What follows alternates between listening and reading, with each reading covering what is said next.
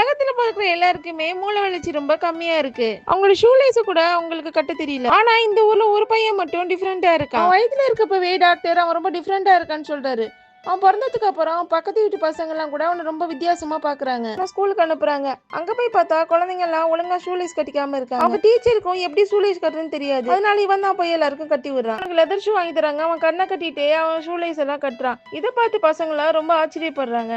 அதுக்கப்புறம் டெய்லி ஸ்கூல்ல எல்லாரும் வந்து இவங்கிட்ட ஷூலேஸ் கட்டிக்கிறாங்க. அவங்க அப்பா அம்மா அவனை பாக்ஸிங் மேட்ச் கூட்டு போறாங்க. அங்க போய் பார்த்தா சண்டை போட்டுக்காம எல்லாம் கட்டி பிடிச்சிக்கிறாங்க. இந்த சின்ன பையன் டர்ன் வரப்ப ஒரு பெரிய பையன் கூட சண்டை போட வரான். அந்த பெரிய பையனை அடிச்சிடறான். அந்த பெரிய பையன் கீழே விழுந்துடுறான். ஸ்ட்ரெச்சர் எடுத்து வந்து அடிபட்டவனை தூக்காம இவனை தூக்கிட்டு போய் ஹாஸ்பிட்டல்ல செக் பண்றாங்க. டாக்டர் சொல்றாரு இவனோட குரோமோசோம் மிஸ் ஆயிருக்குன்னு சொல்றாரு. மிஸ் ஆன குரோமோசோனை அவங்க பேக்லயும் அவங்க பேரண்ட்ஸ் அவனோட பாக்கெட்லயும் தேடுறாங்க. அவங்க எங்க தேடியுமே குரோமோசோன் கிடைக்கல. அதுக்கப்புறம் அந்த பையன் வளர்ந்து பெரியவனாகிறான். ஆனா அவனை எல்லாரும் ரொம்ப டிஃப்ரெண்டா பாக்குறாங்க.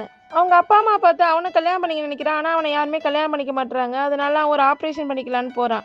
அங்கே போய் பார்த்தா அவனை மாதிரியே ஒரு பொண்ணு படுத்திருக்கு. அதை பார்த்து இவன் ரொம்ப ஷாக் ஆகுறான். 2 பேரும் சேர்ந்து அங்கேருந்து எஸ்கேப் ஆகி வெளில வராங்க. கடைசியாக அந்த பொண்ணு பையனை சேர்ந்து கல்யாணம் பண்ணிக்கிறாங்க. அதுக்கப்புறம் ஒரு ஃபேக்ட்ரி ஆரம்பிச்சு ஷூலேஸ் இல்லாத ஷூவை உருவாக்குறாங்க.